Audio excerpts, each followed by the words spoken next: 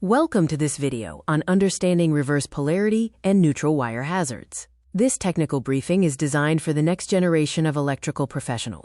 While the theory suggests the neutral wire is always at 0 volts and safe, the reality is different. When systems fail or are improperly altered, the neutral can become a lethal, hidden conductor. There are 3 primary mechanisms that transform a neutral into a hazard: reverse polarity, an open neutral, and a shared neutral. Let's look at each of these. Polarization is designed into our devices, with wider prongs for neutral and narrower prongs for hot wires. When these are reversed behind the wall, equipment may run, but internal safety switches are bypassed. Reverse polarity can turn light sockets into shock traps. If wired incorrectly, the exposed metal collar can become energized, posing a significant risk to anyone changing a bulb. An open neutral creates a live, floating wire. If the return path to the panel is broken, the voltage doesn't disappear. It travels through the appliance, leaving the disconnected neutral energized at 120 volts.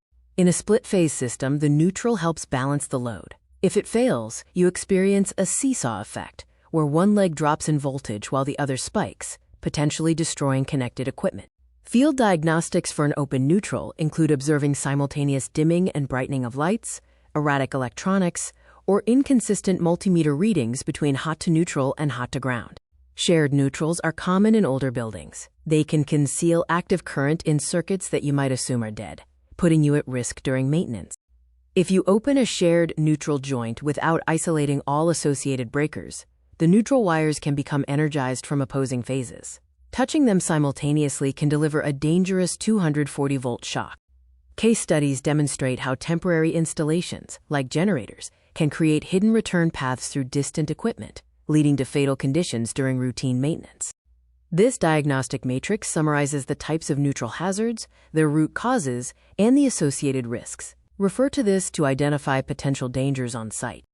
To establish a safe work condition, follow this protocol. Test for current, bridge the neutral to ground, verify the path, and only then proceed with the disconnection. Remember, electrical systems are rarely perfect. Always treat every neutral wire as a live conductor until you have personally proven it is safe. Protect your return path and stay safe.